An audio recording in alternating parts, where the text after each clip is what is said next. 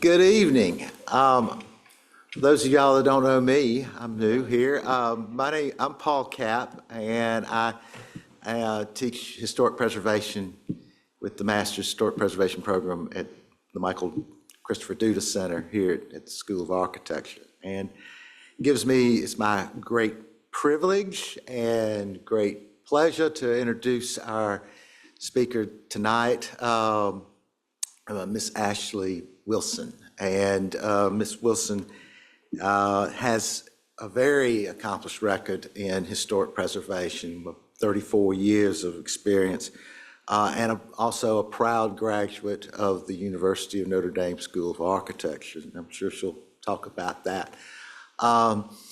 Miss Wilson has been a preservation architect, working on some of the most interesting and important buildings and historic sites in the United States, I would say. She started out as the assistant architect for the historic buildings and grounds at the University of Virginia, her other alma mater.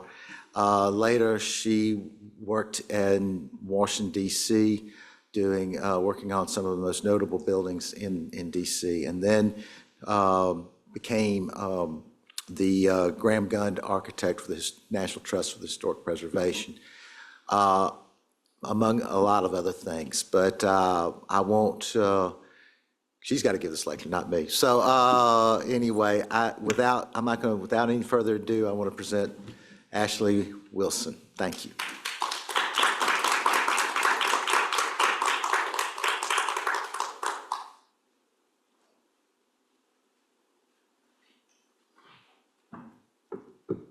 Thank you, Paul, and thank you, Steve, for inviting me, and everybody here that are old friends, new friends. I appreciate you being in the room. I have to admit, this is something I never thought would happen in my life, which is I was just introduced by my first husband. And when Steve mentioned that last week, he's like, well, you know, Paul Capp works here now. I was like, oh, well, this will be fun. So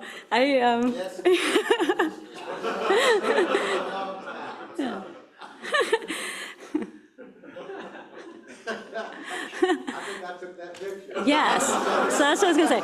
So Paul Capp was on the other side of this camera. I normally don't talk about my autobiography when I'm giving a talk, but well, and also I think given that I was sitting where you guys are sitting in another building 28 years ago, I think my path is sort of interesting to where you can go, because I sort of exist in an orbit that's adjacent to Notre Dame grads, but not in the same orbit. So I'm going to quickly go through sort of what Paul did really fast, and then I have some case studies, and then we sort of end with some other things, and then we sort of end with like hot topics in preservation really quickly. So like many of you, I came to preservation from a place of like deep joy and love. Like when I'm around historic buildings, that's what moves me. Some people's music, everybody in this room, I know it's architecture. So I grew up in Florida, a place of not very much good architecture, headed off to UVA, and was really fortunate. There was no preservation courses. I was there as architectural history, architecture major. And the one preservation course I took was by the architect for the historic buildings on the grounds, and I became his assistant. So I got to work there right out of the box. And from there, I needed to come to graduate school, and Notre Dame was really the only place I looked at seriously, because I felt like having a classical background would sort of best set me up for the world I had in front of me, and I definitely wanted to do preservation architecture, even after being here for the 2 years where they could have converted me. So after UVA, after Notre Dame, I did 1 year in high-end residential. Then Paul and I worked together, and we were doing a lot of rural preservation, sort of in the middle of the country. And then I moved to DC, and I worked for sort of a powerhouse preservation firm, and started working on, you're looking at Tudor Place on the left, Dumbarton Oaks, the Orangery on the top, the US Capitol. And I really fell in love with working in public buildings. Like I decided this is the direction I want to go, because it's nice when your mom knows what you're doing. And so I learned a lot of valuable lessons in this office. I learned how to deal with the sort of very difficult regulatory environment in the District of Columbia. I also learned that a lot of preservation architects don't like design. And I had such a strong design background because I was here and I was at UVA. So I got to do all the design work in a fairly big office because they're all sort of conservator types, like that's what they're interested in. So it was really like a wonderful opportunity. We did mostly like visitor centers, but like any new building on the National Mall, I did it. Like we did a whole series of 8 buildings on the National Mall, did visitor centers at different historic sites. So it was, I just found like, you guys here, this is such a good avenue in the sense of how much is exposed. So like I was young, I was in my early 30s, late 20s, and I got to be the chief designer. This job was really fulfilling, but the pace was like soul crushing. You know, it's the kind of work that's super fascinating, but after, I don't know, 4 or 5 years, I was like, I need to do something different, change my pace. So I applied. Clemson University was starting a Master's of Science in Historic Preservation down in Charleston. And the university president at the time was an architect, and he got it. Like he knew like heritage tourism is one of the big businesses in Charleston. We're gonna support this full out. And they actually hired me the year before the program started, and I got to do everything. I got to pick the buildings we were in, I got to design the curriculum and get it through the State Council of Higher Education. Clemson's a public university.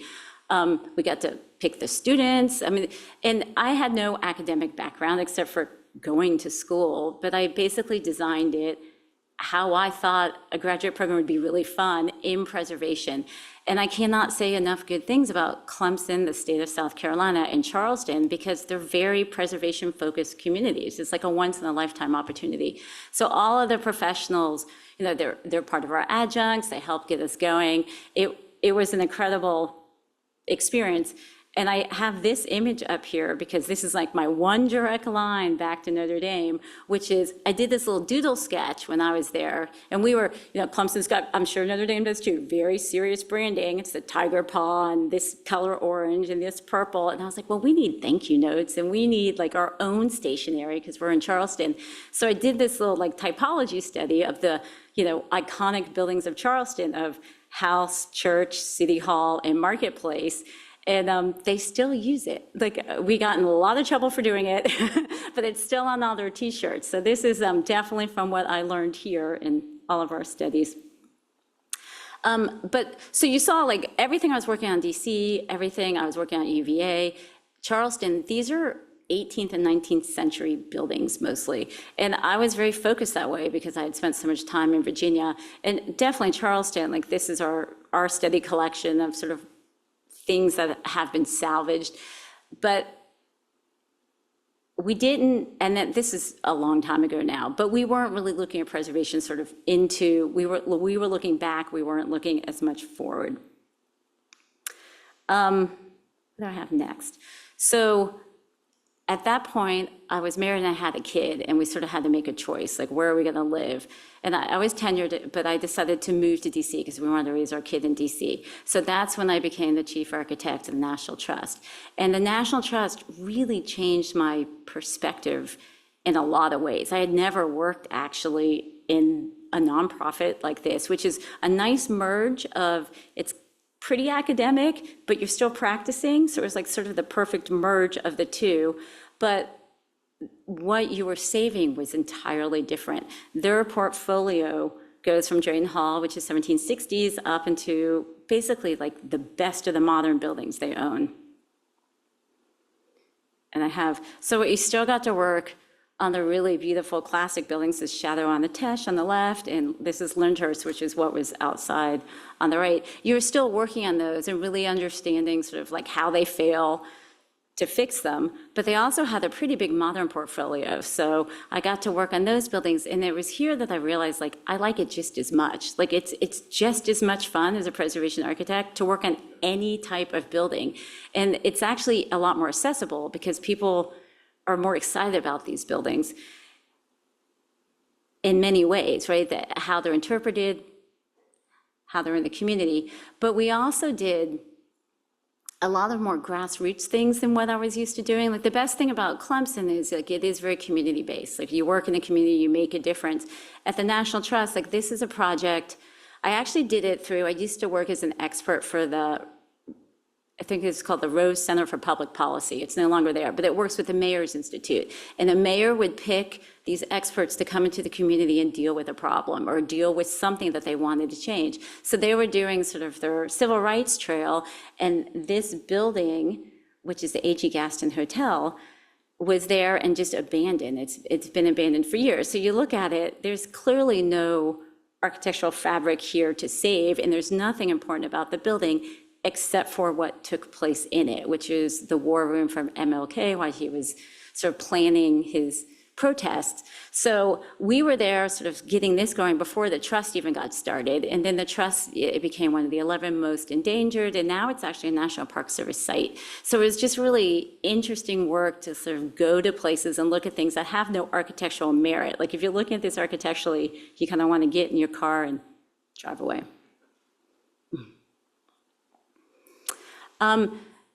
So I developed a lot of sort of personal and professional sort of takeaways from working at the trust. And I need to go back a little bit and talk about the trust, because the National Trust for Historic Preservation is a place that everybody has heard of and nobody knows what it does. And so I'm just going to give you a quick little background, which it was congressionally chartered in 1949. Because the Park Service, they didn't think was the place to park buildings. And so as buildings came online that should be in the public realm, they created the trust to sort of be this collection consortium of buildings. It's before the National Register. Over time, it's so much like the Sites Department now is probably the smallest thing they do. But they really, what they're known for, I think what they're strongest in is government work and advocacy, the tax credit, and their legal department, which is dealing with sort of preservation issues across the country. It had appropriated, because it was congressionally chartered, Congress would give us money every year, and that was our budget. And so that money is what they would use on these historic houses. And of course, that just dried up and dried up and dried up. So by the Clinton administration, it became a full 501c3 nonprofit where they had to raise money to do anything. By the time I got to the trust, it basically had been 20 years of disinvestment in all of the properties they owned, which were a lot of these buildings I just showed you. So when I landed on the ground and saw the amount of cyclical maintenance, which had to be well over 60, 70, $100 million, I became the cheapest, most practical, most tactical person ever. I didn't think I had it in me, but it was like, how do you take whatever money you have and actually get stuff done? And one of the problems at the trust is, like, this was my office when I first moved in. It was at 1785 Massachusetts. So the previous architect had sat here, is because it's a trust and it was trying to do everything perfectly and really study everything. We had yards and shelves and archives of reports, but never getting any of the work done. So the first thing I sort of did is turn that culture around and stop hiring preservation architects. Like, this sounds really bad. And you had to hire them on certain projects, but basically you could hire really good architects and not do the HSR in front of it and have them figure it out as sort of part of their working going forward. And then it's interesting because in private practice, like an HSR is a historic structures report and like a conservation management plan. It's your bread and butter. Like in private practice in DC, we wanted these because it's $100,000 a report and it floats a lot of other projects. Then when you're teaching your students how to write them, because that's what makes them marketable when they go into work. And yet here I am, and I'm like, stop. We don't need these. And any one of them, when you read them, you also get a list. This is the image on the right. You get a list of all the other reports you should do before you do any work. and so, I know, it changed me forever on how I look on how to save these buildings. And I worked with craftspeople, and I would often, like, I would be everything. I would be the contractor, I would be the architect. So I just pulled everything in-house. I had great interns working for me. I had really good fellows, a lot of them for ECOMOS, so they were international, so the quality was excellent. And we got a lot done. It's still, if you have an extra $300 million, send it to the trust, because they didn't get it. The other thing I really learned at the trust is how preservation got so bogged down in like your period of significance, right? Like the Edith Farnsworth house, the period of significance is basically the day that Mies finished before Edith walked in. And like what's fun about the place is all the changes. You know, Lord Peter Palumbo owned it after Edith Farnsworth owned it, and he had really good landscape architects coming in from England. Like all of that is just as interesting, if not more so. And so the National Trust was actually pretty good about supporting this initiative of, we're not going to interpret one time because it locks you in, and that's not what's interesting. And then number two here, authenticity is a very loose concept. I don't think there's a world in a building in this country that actually has like all original materials. Like it's just, everything's been rebuilt so many times, and you know, it's changed, and it's all like a fake construct. And once you sort of know all of this, I feel like you have so much, it's basically you have to be able to present it in a clear way, and then you have a lot of looseness in how you work as a preservationist. So that was like the biography part, and everything I showed you basically had me in a plane every week or every twice a week for 15 years. So I was always flying over, because when I lived in Charleston, I was still working for the firm in DC. And then once I was at the National Trust, I was flying all over the country. And my child at this point is a tween. And he reminded me of my cat, when my cat comes in after being out overnight, where they like aggressively purr and push on you and then knock things over if you don't give them attention and love. And I sort of felt like that's where I was with my kid, which is if I didn't spend some more time being at home, I would lose that time because he was entering middle school. And I also, you know, my husband has a more serious job than I do. And so there was sort of an unfairness of me never being there and trying to balance it. And I was really good at figuring out carpools from a different state and a different time zone. But once the pandemic started, we actually, and we were very fortunate, my whole family, we just pulled the plug. I said goodbye to the National Trust, and I was ready to leave. I had been there for 10 years and felt like I had learned what I could learn. And my husband quit his job too, and we homeschooled our kid for 2 years. And so this picture, which actually looks like my sister, which is kind of weird, but this picture, like it wasn't just mom, it was mom and dad. But it was the best 2 years I could have spent my life. And so I only say this out loud in public is because none of the women in front of me said that. And in my generation, we did everything. Like some of my friends just worked and worked and worked and didn't get married, didn't have kids. Some of my friends had kids early and now run companies. Some of my friends worked hard and then changed. Like it doesn't matter what you do or how you do it, like it's fine. And there's no, I think whichever way you go, you always are looking at the other way. And so just my experience on it is like quitting now, because everyone's like, well, what are you doing? You just quit? And I was like, yeah.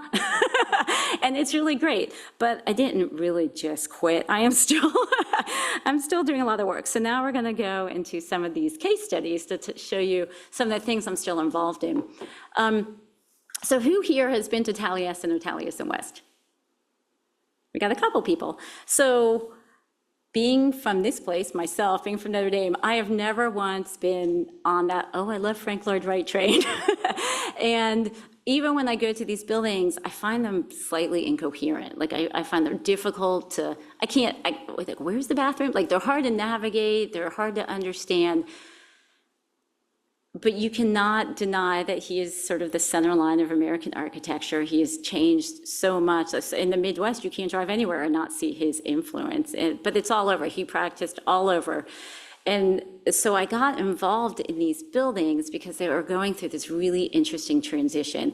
And I don't know if you know anything about it, but basically, so he had this fellowship. So he grew up in the one in Wisconsin. You know, it had the fires and the murders, the fire that killed his wife and his stepchildren. And then the winters are so brutal there, he moved to the one in Arizona. And because he couldn't get a job at Notre Dame, I learned today, and he applied. But he could never, yeah, he could, like, we need that lake. But he was sort of a desperate to work in an established institution, and he could not, nobody, Wisconsin wouldn't hire him, Notre Dame wouldn't hire him, no one would, Chicago, IIT wouldn't hire him. So he started his own school.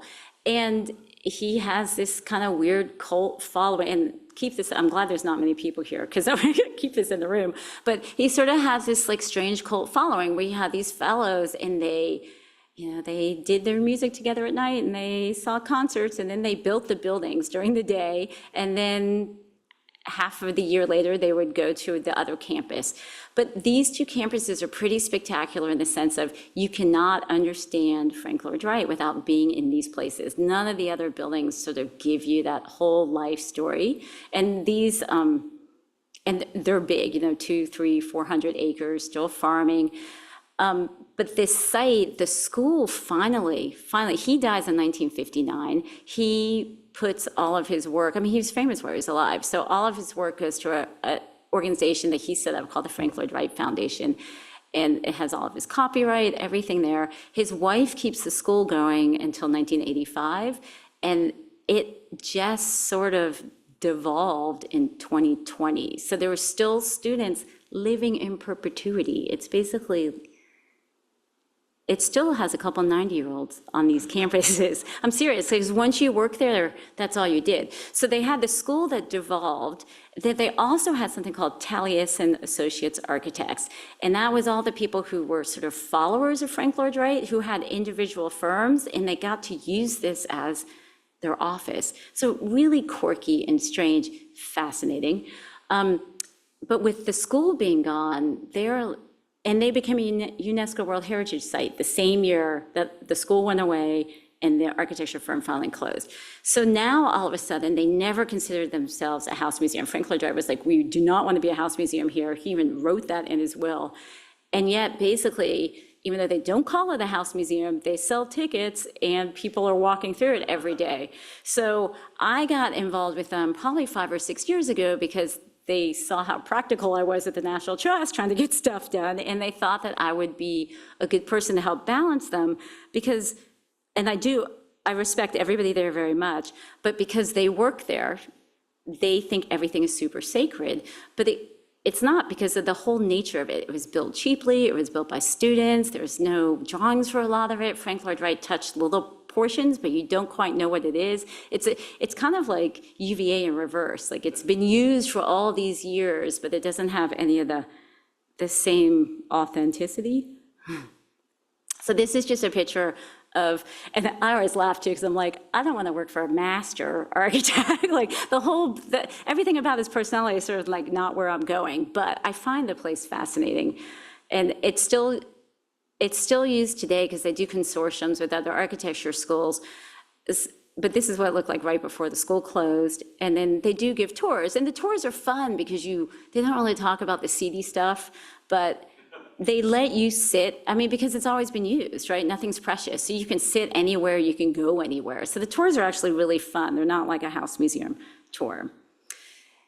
There's 100 things I could talk about that we've been working on with them, because I've been working with them through many things, but I thought I'd just do one small example to sort of show you how they're an unusual client, which on the left is the historic way to get up to, this is Taliesin in Wisconsin, how you would enter. And on the right is once you're inside the compound, you sort of go up to, they call it the T-circle on top of the hill. And everybody wants to, right, you always want to be at the top spot and look out. It is so dangerous. Like these pictures were taken 10, 15 years ago, before the steps have pulled away from the building, because they said nothing was built well here. And people fall down these steps all the time. You can't see them, you can't see the change of plane. And I was like, of course you should put up a handrail. And it became like a big deal. Like the board is upset that I said that, and I got myself in trouble, but because I'm a nice person and everybody doesn't like me anyway, I talked them into and we just did this last month. I'm like, let's do a workshop. Let's just get us all at the table together and we can talk about it. And I picked the person who's running their conservation master plan. I picked some good preservation architects, and then them, like the people who are giving the tours, recognize how dangerous it is. And then you have all the architects who are engaged that don't want any changes. And it will be a long process. Like, we reevaluated the tour route. We sort of figured out, like, basically right now, it's like they can't take the steps. Like, we cannot let the tourists on the steps. And I think, look back in 5 or 6 years, we might get a handrail done, but they're not ready for handrails yet. And so we've made some other changes to sort of accommodate tours until that happens. So this is just like the diagram I showed at our little accessibility workshop, which is, you are not a private house anymore, and so you do have to take these considerations. And that's the thing, like the National Trust, because we were the owners, like I really understand the backside of owning these places, because we have our own insurance, and I had to deal with all of the slip and falls. And then finally, this was the example I showed them, because they're like, well, it's organic architecture, and organic architecture is no good if it has a handrail on it. And I was like, well, national parks have handrails on them because sometimes it's safer. But I just actually heard last week, Monticello is putting handrails up on this front portico, and they have resisted handrails for over 100 years, like since it's been in the public realm. So I'm hoping that as other people fold down this slippery slope, we'll get a handrail up. Okay, so my second case study, this is Decatur Hall. It's at Lafayette Square in DC, so it's the front of the White House, or the public square, and it's a Benjamin Latrobe building. And if it was in Charleston, you'd call it an urban plantation, because it's one of the only buildings that still have the enslaved quarters behind it. And so you have this courtyard behind it, and it's the only public building. Like, this is the Blair House, basically, is the rest of this square, and so everything is private and you're not allowed in it, but this is the one public building you can get to anywhere near the White House. And the National Trust, it's got a weird history, which is it was private home for a long time, and then actually the AIA was in it, so it was their first headquarters, and then the National Trust had it as one of their first headquarters. So this building has been, because the National Trust was there, it was overstudied. You know, they've spent a lot of, all those plans were getting done here, and yet the rooms basically look like a funeral parlor, right? Like the last place in the world you wanted to visit. It has the fake fruit on the table, and then like the bad lighting. But Benjamin Latrobe built 70 residences in this country. There's maybe 6 left, and there's maybe, I don't know, 2 or 3 that are actually in the public realm. So it's a really important building to me as an architect that should be interpreted. So they went, this is actually before I got there, you can see on the dust on the floor that there used to be like a parquet floor above it. So they actually started to go back, and they're like, okay, we're going to interpret Benjamin Latrobe. So they went back, they did their like Axminster carpet, and they started making it look like a house museum. And then the person who was using it, it was a house museum in DC, but the person who was using it switched. It became the White House Historical Association. And the White House Historical Association decided that they didn't want to use it as a house museum anymore. They wanted to use it to raise money and to entertain their guests. So they went through this period, the part on the left, where they did like funky installations that were like a little more accessible. And then they started doing a lot of weddings. And finally, they ended up like just interpreting it sort of like a really lovely home would be interpreted. And it was an interesting process for me sort of mentally to go through, because they did want to change a lot of the Latrobe details. And I have final say of things that are done on this building. So I was like, you can do whatever you want. You can see they took the parquet floor and they brought it back because they thought it was prettier. We keep everything in storage at the National Trust. All of this furnishing is from like the 2nd or 3rd generation. I mean, it's lovely. It's a much more beautiful space. But the little fine line we had to sort of, it's like you can't, one of the things, actually in DC, cornices aren't express. Like, it's a very stodgy federal city, and we tend to, you can't tell in this picture, but we tend to have walls with just little bed molds before the ceiling. And the architect who was doing this, who I'm sure is a friend of all of yours, you know, they wanted to put in a nice, beautiful cornice. And I had to say, no, only because it's Benjamin Latrobe. Like, we're going to keep the architecture as it was, otherwise have at it. So this is just an example that shows you, like, depending on the audience, it can be lots of things. And these houses have the flexibility to change and change and change again. So this one is sort of another where preservationists go down the rabbit hole a little bit. But this is Drayton Hall in South Carolina. It's like the best Palladian building in the country, I would like to say. And I've been involved with them now for 20 years, both through being on the student, now I'm still on their board. It came to the National Trust in the 70s, and it seems so simple now, but remarkably, it was the first building ever to be preserved as is, which is we're not going to take it back to a period of time. We're not going to change anything. We're just going to take it as it is, no furnishings, which seems so okay now, but that was like a really unusual thing that they did. And so it basically, because it does have a huge endowment, so it's been well funded.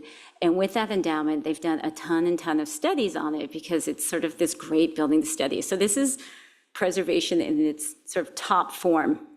So I showed you, this is the Habs drawing. So what I'm going to talk about is above the Great Hall, which is the center room, is the Great Hall ceiling, and that's what I'm going to talk about. So that W roof shape leaked always, and at one point, it probably collapsed those two floors down, and it's been rebuilt. So the ceiling that we have now is second, it could be third generation, yet it's still 100 years old. When it collapsed, they decided to take the summer beams out and not put them back in. So you have a 30 by 27 foot room with 11-inch interstitials, so 11 inches of structure, incredible deflection, right? Like, and a lot of tourists, 30,000 people walking through this. So this has been studied, I would say, by every preservationist in the country since the 1970s, of what do we do with this deflection and how do we make it better? And if you visited Drayton Hall during this time, there has been crazy like bridges over, tourists have to stand only against the wall, they can't stand in the middle of the room.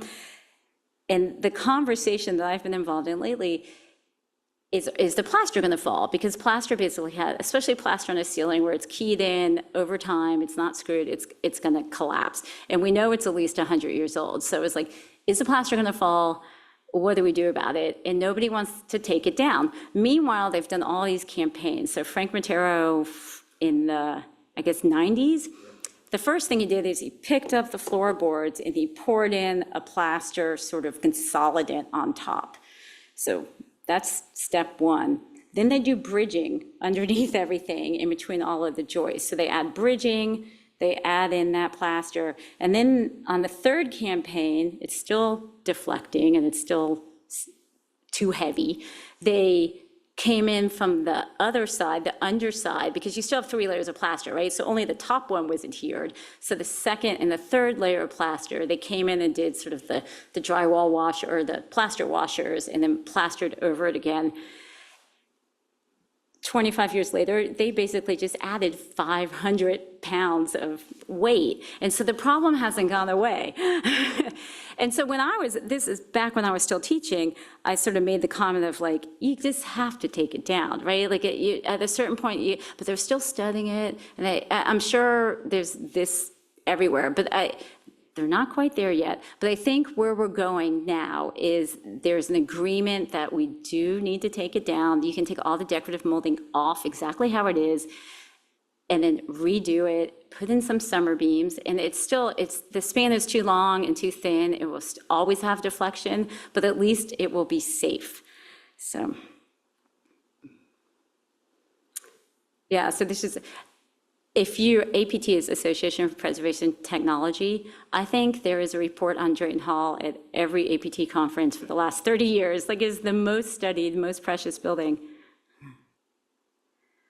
So then I thought I'd swing around and talk about some other things I am working on, which is I sit on the Old Georgetown Board.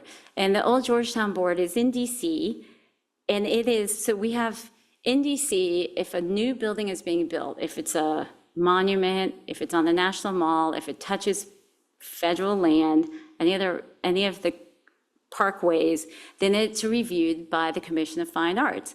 And it's really an incredible public process. It's been around since 1910.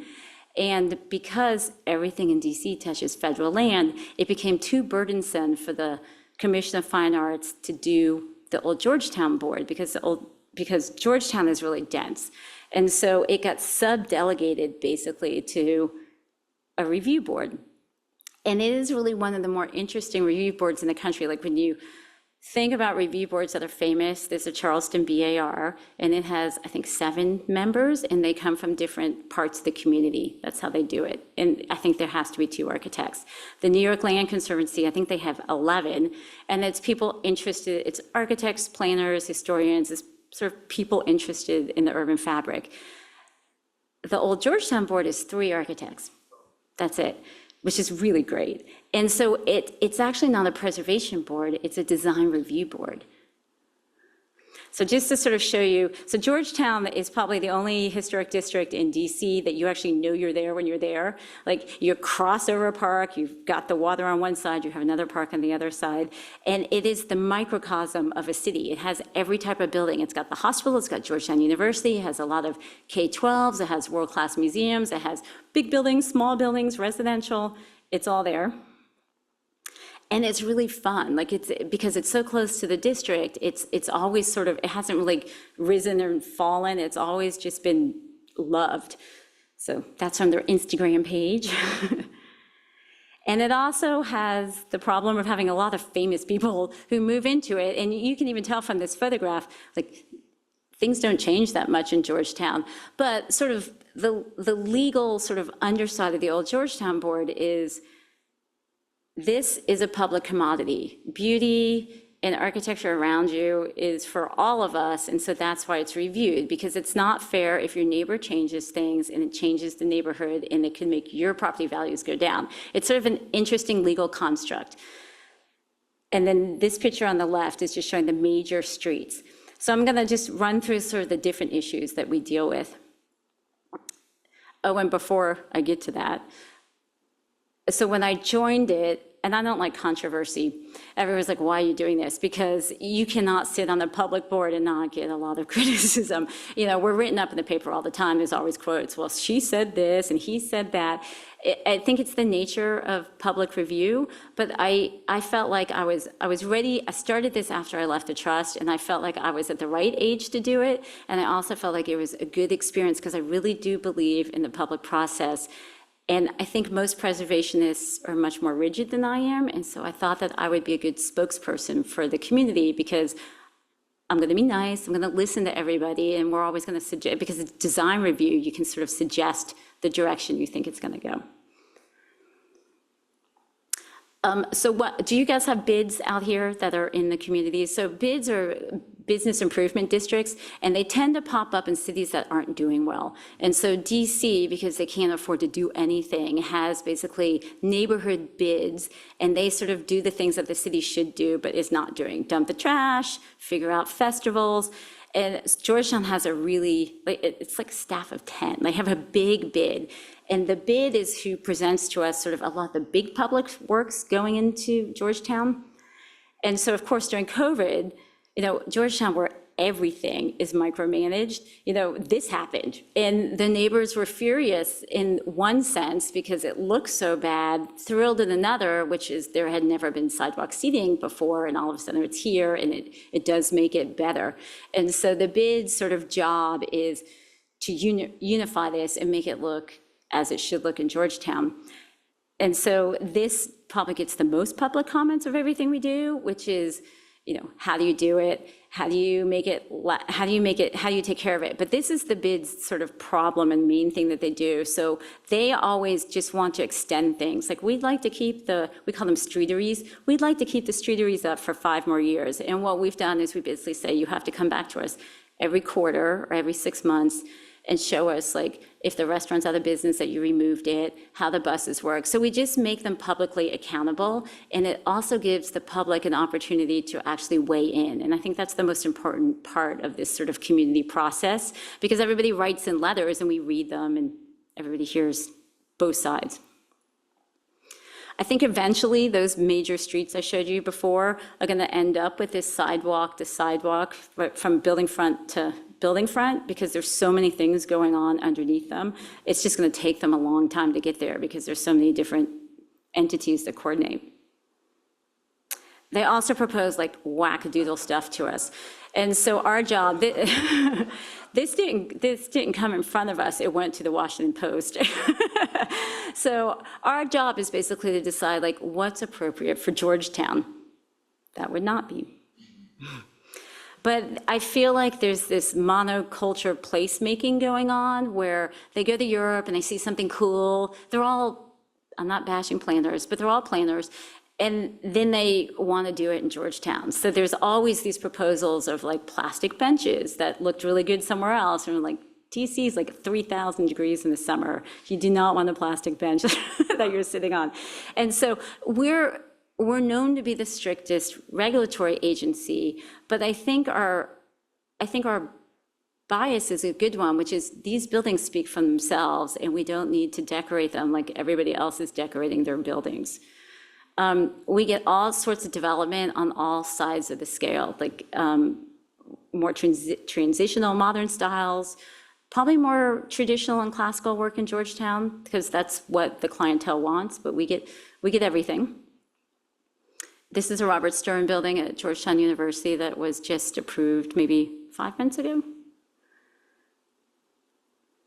And then, of course, you've got like these weird dumpy holes, right? So this was a building clearly no one loved. So a developer got it in 2012 and tore it down as fast as he could.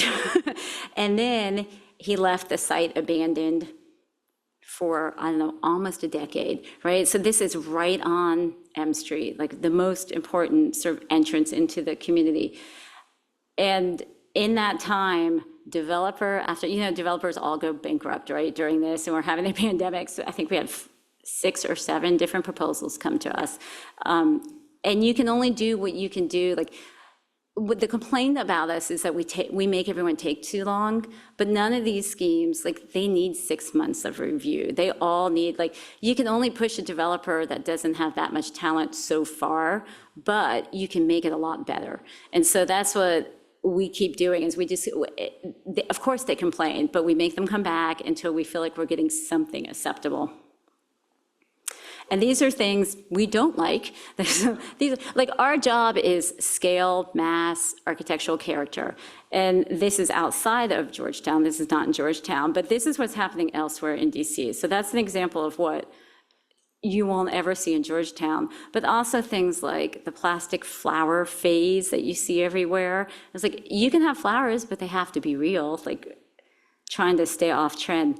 And then these are a couple of things that sort of were new to me coming onto the board that I was surprised by, but because Georgetown has a ton of these gas lanterns, because of the energy codes in DC, they're all phased out now. So everything has to be electric. The building on the bottom right, no more uplighting in DC because we have a dark skies initiative. And then the other thing that we do for any building south of M, you can have rooftop, but anything in the residential, no rooftop, because most of these buildings weren't designed to have rooftop, and especially because it's a university town, we feel like it's a rude encroachment on your neighbor to be able to occupy your roof. And so that's one thing that every developer that comes wants a rooftop space, and we don't allow that. Unfortunately, this is what we get all the time, is people buy these beautiful historic buildings and they just make them boxes inside and there's nothing left. And we don't have purview over the interior of a building because it's the public view that we have purview over. But we keep our mouths yapping about, why are you taking out the fireplace? Where are the stairs? We need pictures. At least document everything before you do it. And you know who's going to do it because you know by which architect is coming in front of you. Oh, and the picture on the left is, I won't even go into windows, but we make you keep your windows, which I think we're the only ones left in the country that are making you keep your windows. But one of the problems is all the replacement windows are green because of the low E glazing, which really looks bad. So this is just an example of sort of the Georgetown Board's perfect additions, and none of these are new, but we like to see sort of the different layers of time. So on the one image, like it used to be a 1-story building, then it became a 2-story building, and then it had an addition. And so what we're always trying to do is make sure the additions are subservient to the main building and that you can see the pattern of change. One place that I don't know if my other board members agree with me, but I feel like there's a lot of creative license is in the alleyways, because Georgetown has full of them, and a lot of them have no character at all. So I feel like these are the places that architects can come in and do whatever they want, and as long as the scale is somewhat in tune with the neighborhood, I think there's a lot of movement here. But I probably there's three of us, I think one of the other architects agrees with me. And this is just showing an alley that has been made into much more than there was before on the right. And then the one on the left is actually an example of one in the opposite, which is Blues Alley is this jazz club that's a hole in the wall. It's been there forever. And they tried to come in with like a new commercial building, and we wouldn't let them do it because we're like, you're missing the point. Like, this is why you're so cool. So we sort of had them stay the way they were. All right, so I'm just going to conclude with sort of like this fly through of the things that like we're looking at in the preservation community that I'm sure you were discussing in your classes. You can't have a preservation talk and not talk about the Secretary of Interior standards. Yeah, I'm glad you came back, Steve. So this is Brown Morton. Over COVID, he's an author of the Secretary of Interior standards. Over COVID, the AIA asked me, he lives in Leesburg, which is near where I live. They asked me if I'd go out and interview him so I could get on tape in the archives of the AIA what he was thinking when he wrote them, because it's been so confused since he wrote them. And then the backstory, which I'm surprised not more people know, but the Secretary of Interior standards came with the preservation tax credit. So when you had the tax credit was passed by Congress, it referenced the building has to be on the National Register or eligible, and it has to follow the Secretary of Interior standards. But there were no standards written. And so Brown, Morton, and Gary Hume were tasked with writing them. And he says in this interview, like, we knew it's every building in the country, left to right, up and down. It's 100 thousands of different building types. There's no way to be specific. And so they wrote them very loose, with the point being, we're just trying to get people to the table to talk. That's all we're trying to do, is get people to hash it out.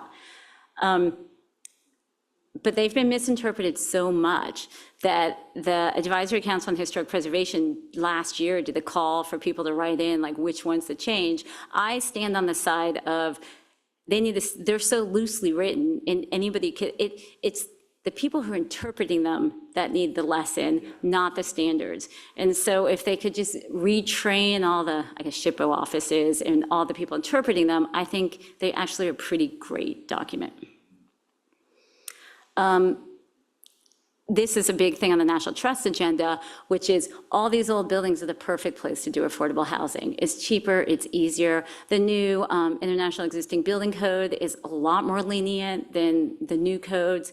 And so I think it's actually a great time. Like, preservation can be like a weird, wonky field, sometimes depressing, but knowing that this is coming down the pipe makes me a lot more excited about it, which is just building reuse and having people build buildings that last more than 15 or 20 or 30 years and just constantly reusing them. Of course, you cannot do anything without thinking about this. These are like Charleston, I mean, Venice, right? It's looking at not just the city, but like, how do you change the lagoon around it, right? There's all sorts of studies I'm sure you are very familiar with. But when it comes to the buildings, there's something buzzing right now that I think is going to be a little bit problematic, which is, it sounds great, but the Advisory Council for Historic Preservation is wanting to streamline any review in sort of this climate area, but I think it imposes on the good laws that are already there, which is Section 106 review and stakeholder engagement. And that's something we're going to see play out in the next year. So keep your eye on that one. I didn't talk about solar when I was in Georgetown, but every other house wants to put solar on them, and our rules are that you can't be in the primary facade, you can't see it from the public way. So they have usually this little image shows like solar panels on the flounder. That's the perfect way to do it. But we get, I think this was in New York Times, like, the historic preservationists are ruining our climate-friendly direction. But Georgetown, I think the city understands actually that the individual solar is not the solution, that they're going to do collections and they're going to do them on public sites and in parks, and then the whole system is going to be redone to power the houses. And solar really is, it's like I don't know, whether those discs that went up, like, it's so ephemeral, the technology is changing so fast, the homeowners don't recognize that they need to inspect their roof before they put it on, because if the roof leaks, they have no way to take the solar off. Like, it's so problematic in so many ways. So we're just seeing a lot of this sort of talk. And then the example on the bottom is, this is up at the Orangery at Kaikit, which is in Botanica, New York. But this is one approach that preservation projects take, is they just put the field behind them rather than on the building. And in the rural world, the data centers are a big problem. Like, you're getting these huge data centers that have these huge power lines. So I think you're going to see a lot of legal fights on these. I don't know if you guys have studied this, but this is sort of like one of the big case studies going on, which is Marks and Spencer in London, when they want to demolish the building, and they tried to pass a law that you cannot demolish a building until you prove that the embodied carbon is accounted for, and that, because everyone else is just operational carbon. What's it take to build it and what's it take to run it? But they're the first ones who tried to pass a law that says, no, you have to prove what are you losing. So I think actually this is the whole direction the field's gonna go. I don't think it passed, I have to look up on that, but I think it's something that we're gonna see as people are sort of forced to reuse their buildings. I went into the library and saw all your 3D laser printers, so I thought I'd bring this up because it's really cool. So Mount Vernon right now is redoing the entire like sub-basement, and they laser scanned in between two of the fireplaces. It was a big firebox that became Mumford eyes, so there's like a little interstitial space in between, and they're 3D printing the ducts to go in it, and they're like double layered insulated ducts. It probably is not gonna work, but it's exciting to me that preservationists are embracing sort of more technology to get the solutions they need. And then I put these in because they're just the things I love, and I wanted to end on a positive note, which is, this is in Charleston. It's many people's favorite bars, but in Charleston in the 60s and the 70s, the gas stations were like the bane of the preservation existence. They were either tearing down really good buildings and putting them up. And here we are 30 and 40, 50 years later, and they really are part of the fabric of the city once they get funkified. So all of these like good restaurants are there, and I think it helps explain why Charleston is, like, I am so much happier that they're using this than having another developed building. And so this is in St. Michael's, Maryland. So you've got this beautiful historic district, but they kept all the warehouses, same block. This is all the same block. And the really fun place to be is in the warehouse. Like, if you don't have the old and the old new, you don't have enough variation to make a place interesting. And so I've always, with the don't go back in time, like, just keep these layers of the city that help you understand how that city worked. This is one of my favorite, I have nothing to do with this, but I think it's so cool, is all the almshouses that are being reused. I just think it's such a great way to deal with sort of assisted living and retirement, which in the almshouses, right, they were connected with the church, they became the predecessor to the hospitals, and now many of them are being converted into over 50, over 60 homes. And then these are my last two slides, but I wanted to end with the Historic American Building Survey because it's where I started. So many preservation architects spend the summer at HABS. And I think the HABS collection is incredible because it's the whole American songbook. And they just look at what makes this country unique and they document it. And it's the oldest preservation program in the country, 1930s WPA, before any other preservation laws are passed. And it's got this really unusual public-private partnership where it is the Library of Congress, the American Institute of Architects, and the National Park Service. So anything in the HABS collection is in the public realm at the Library of Congress and is searchable, the most searched thing they have at the Library of Congress. And it not only helps preservation architects as we're restoring and working on buildings, but it helps all of you all as you're looking for precedents in how things were built. And so I have some images, one good, one bad. The good one is C.J. Howard. He was an undergrad when I was here, and he did this one on the left, and it's the Athenaeum, which is in, and I don't think he did it that long ago, maybe like just something to do as a professional when you're bored at work. And so he did, they have these one-page exercises, which are perfect for Notre Dame students. You guys are so good at doing these that I feel like you should do more of them. And the image on the right I put here of why you need to do more of them is the students who are engaged in this, they go out in their communities and they document what's important to them. And so the image on the right of the tree, this is the Auburn gates.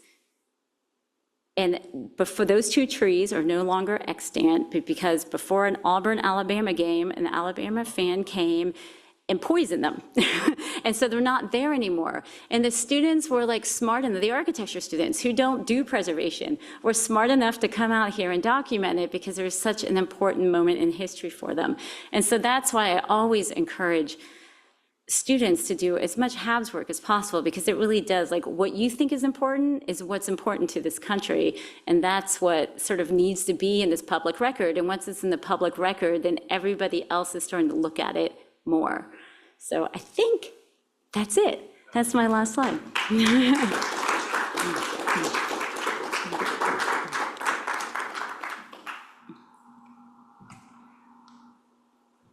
Thank you, Ashley. That was great. I really enjoyed it.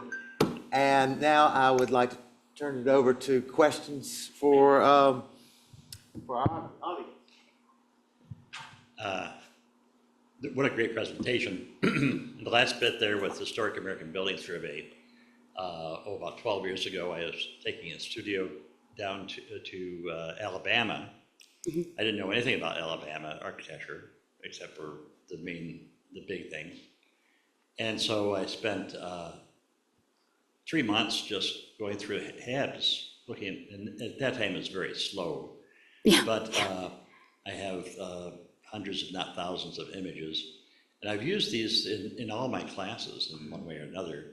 And I also urge every student to, when they're doing a precedent study, to go to HABS, because there's so many wonderful drawings there and so many interesting projects. So I learned a new appreciation for Alabama architecture. I learned how to teach my classes better, and I agree with you, but there's a lot of other things I could talk about too, but I'll let someone else. Thank you for supporting it. I know Paul is a HABS guy when he teaches, and so I'm hoping to see some good, because Notre Dame doesn't submit often.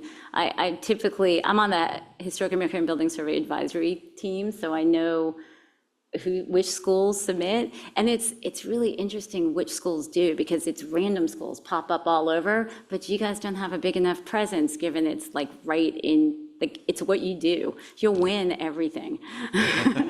Oh, and you know what the prize is for the best drawing? $10,000. You don't share that with your professor. That's you walking away with $10,000. And CJ got the Holland Prize for that drawing. Did he? Yeah. That was before they moved it up to $10,000. So he probably walked away with $2,000. Yeah. CJ's drawing that was on the left, Howard, yeah, he got the Holland Prize for that very drawing. There it is. That one on the left, yeah.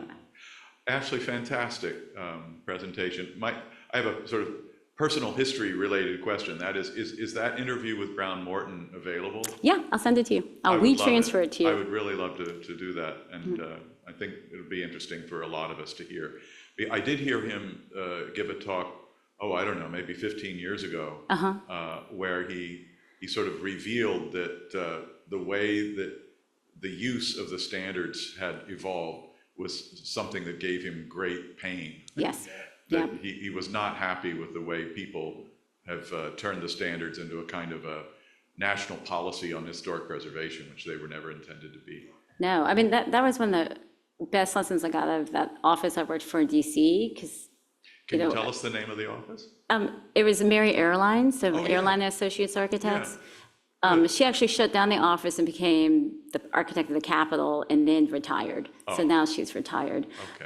But she was the one who was like, this I found was really insightful, but asking her, like, because we did a lot of additions and we did a lot of new buildings, and I was like, well, how about the differentiate, like if it's different, because sometimes you don't want it to be different. Right. Sometimes you want it to be exactly the same, right? And she's like, everyone can tell because there's drawings, there's a record of it. You don't need to do any more than that. And so she sort of opened my eyes to like, oh, this preservation stuff is BS. Thank you.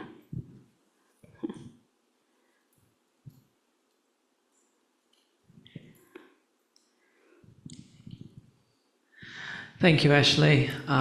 It was fantastic to, understand all the process of, preservation, all that stuff.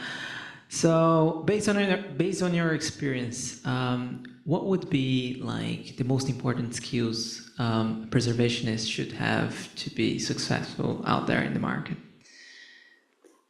I think these are the skills you will all get naturally, which is to be convincing speakers, right? Because like basically when you get out of school, you guys are going to be spending the next 10 or 15 years like really learning the craft. Like you're learning how buildings fail, you're learning how to fix them, but then as you move up in your career, you're convincing people to do what you think is the right thing.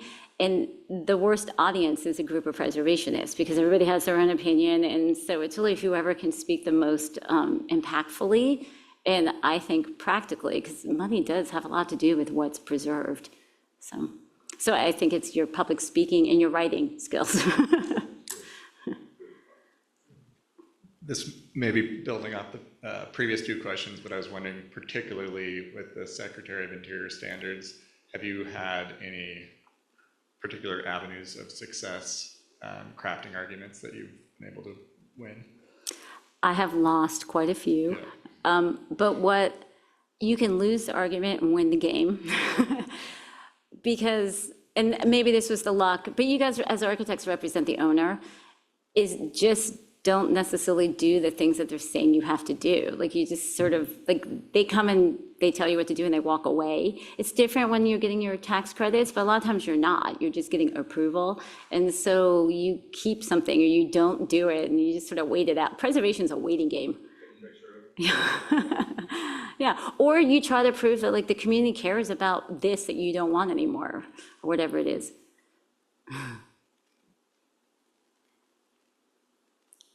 Thank you guys for coming.